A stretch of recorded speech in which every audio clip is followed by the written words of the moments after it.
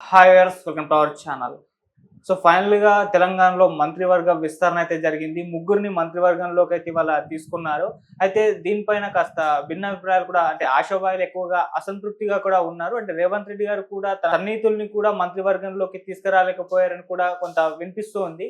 అయితే ఈ నేపథ్యంలోనే ఇప్పుడు ఆశావాహుల్ని బుజ్జగించే పనులు కాంగ్రెస్ మొత్తం కూడా ప్రయత్నాలు చేస్తుంది. వాళ్ళతో మీటింగ్‌లు ఏర్పాటు చేస్తున్నట్టుగా కూడా తెలుస్తుంది. ముఖ్యంగా రాజగోపాల్ రెడ్డి గారు రాజీనామా అంటూ వార్తలొస్తున్నాయి. విజయశాంతి గారు రాజీనామా అంటూ వార్తలొస్తున్నాయి. మల్రెడ్డి గారు రాజీనామా అంటూ వార్తలు ఈ విధంగా అయితే వాళ్ళ గురించి రావడం చూస్తున్నాం. మరి సో ఈ మంత్రివర్గ విస్తరణ, ఈ రాజీనామాలు దీనికి సంబంధించి డిస్కస్ చేయడానికి ప్రెజెంట్ మనతో పాటు సీనియర్ జర్నలిస్ట్ అరవింద్ కొల్లి గారు ఉన్నారు. వారిని అడిగి తెలుసుకునే ప్రయత్నం అయితే చేద్దాం.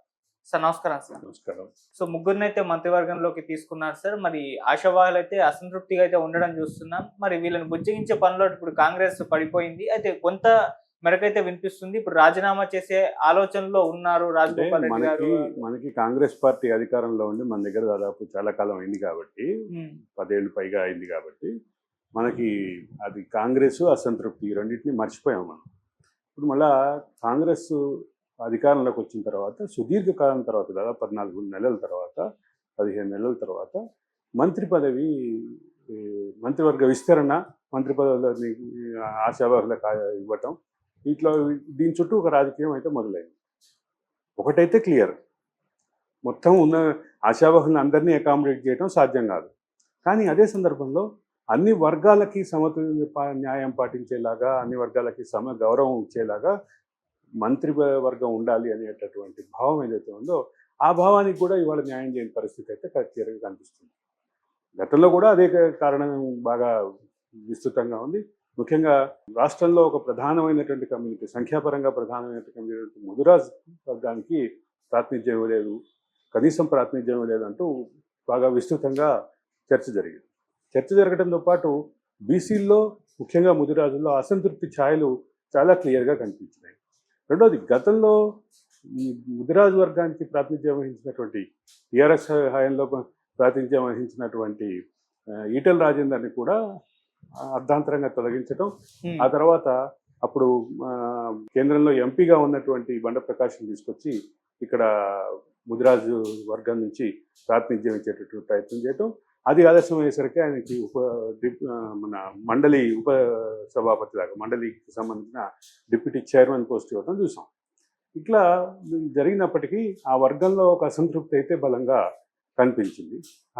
దాన్ని సాటిస్ఫై చేసేలాగా ఒక ప్రయత్నం జరిగింది. వాకాటి శ్రీహరిని మంత్రి పదవి ఇచ్చారు. అది దాంతో కొంత సంతృప్తి పడతారు అనేటువంటి వాదన పడింది. అదే సందర్భంలో ముస్లింలకి ప్రాధాన్యత లేనటువంటి పరిస్థితి ఉంది.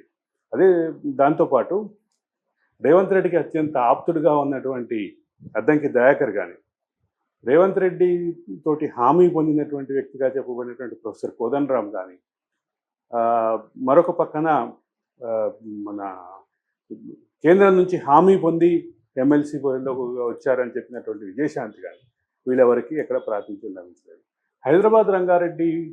పాత రంగారెడ్డి దాని నుంచి తనకి గట్టిగా వస్తుందని భావించినటువంటి మల్రెడ్డి రంగారెడ్డికి కూడా రాలేదు. రెండోది, మునుగోడు శాసనసభ్యుడు కోమటిరెడ్డి రాజగోపాల్ రెడ్డికి సంబంధించిన అంశంలో ఆయన అంటే బహిరంగ సభలోనే రేవంత్ రెడ్డి దగ్గర నుంచి హామీ పొందారు. శ్యామల కిరణ్ కుమార్ రెడ్డిని కనుక గెలిపిస్తే, భువనగిరి ఎంపీగా కాంగ్రెస్ అభ్యర్థిని గెలిపిస్తే ఆయన మంత్రివర్గంలో తీసుకుంటారనేది బయట బహిరంగంగానే చర్చ జరిగింది. హామీ కూడా పొందినటువంటి పరిస్థితి. దాంతోపాటు వీటన్నిటితో పాటు మరికొంతమంది అంటే రేవంత్ రెడ్డికి అత్యంత ఆత్మీయుడిగా చెప్పబడేటువంటి ప్రేమసాగర్ రావు కూడా ఆశించారు, ఆయన కూడా రాలేదు. రెండోది, ఈసారి మంత్రివర్గంలో ఎస్టీల సంఖ్య పెరగబోతోంది అనే ఊహాగానం జరిగింది. దాని మేరకు ఆ ఎస్టీ ఆశావాహులు కూడా చాలామంది బయలుదేరినటువంటి పరిస్థితి ఉంది. వీటన్నిటిని ఎవరిని సాటిస్ఫై చేసే పరిస్థితి లేదు. చేయకపోగా తీసుకున్నటువంటి మూడిట్లో ఒక ఇద్దరు ఎస్సీ సామాజిక వర్గానికి తీసుకుని ఒక మాదిగ సామాజిక వర్గాలకి బ్యాలెన్స్ చేయడానికి ప్రయత్నం జరిగిందని చెప్తారు. ఇది అట్లా ఉంటే అంటే ఇతర ఆర్థిక కారణాల కారణంగా వివేక్ని మంత్రి పదవి వరించింది అనేటువంటి వాదన కూడా చాలా బలంగా ఉంది.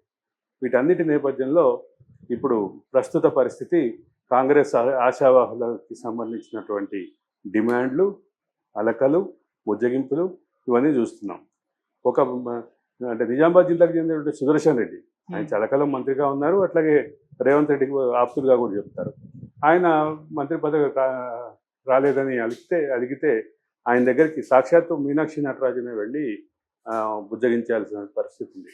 రెండో పక్కన మల్లెల రంగారెడ్డి చాలా గట్టిగానే ఉన్నారు. కోమటిరెడ్డి రాజగోపాల్ రెడ్డి గట్టిగానే ఉన్నారు. ఆమెకి సంబంధించినటువంటి హోంమంత్రిగానే ఆమె ఊహించారు. ఎవరు మన విజయశాంతి, లేడీ సూపర్ స్టార్ విజయశాంతిని హోంమంత్రిగా చూడాలన్నటువంటి ఆమె అభిమానుల కోరిక తీరలేదు. వీటన్నిటి నేపథ్యంలో అసలు వాస్తవంగా మంత్రి పదవి వర్గంలో ఉన్న ఖాళీలు 6 అయితే 3 ఇప్పుడు ఫిల్ చేశారు. ఇంకో 3 ఉన్నాయి కాబట్టి ఈ 3లో ఎవరిని ఎక్కడ ప్లేస్ చేస్తారనేది కూడా కొంచెం ఆసక్తిగా చూడాల్సినటువంటి అంశమే. అంటే ఇది ఓన్లీ సెకండ్ ఫేజ్, ఇంకో థర్డ్ ఫేజ్ ఇంకోటి కూడా ఉందా అనుకోవచ్చు. సెకండ్ ఫేజ్కే సంవత్సరంగా తీసుకున్నారు. ఇక థర్డ్ ఫేజ్ అంటే దాదాపు 5 సంవత్సరాల దగ్గరికి వచ్చేస్తుంది. అంటే ఇది మనం ఈజీగా మాట్లాడుకోవడానికి ఇట్లా ఉంటుంది. కానీ రాజకీయాల్లో అన్ని వర్గాలకి సమన్యాయం జరగాలి, అన్ని వర్గాలకి సమ ప్రాతినిధ్యం ఉండాలి అనే డిమాండు, దానికి తగినటువంటి ఆచరణ, ఈ రెండూ అయితే సీరియస్గానే అవసరం. కాబట్టి ఏ డైరెక్షన్లో వెళ్తుంది ప్రభుత్వం అంటే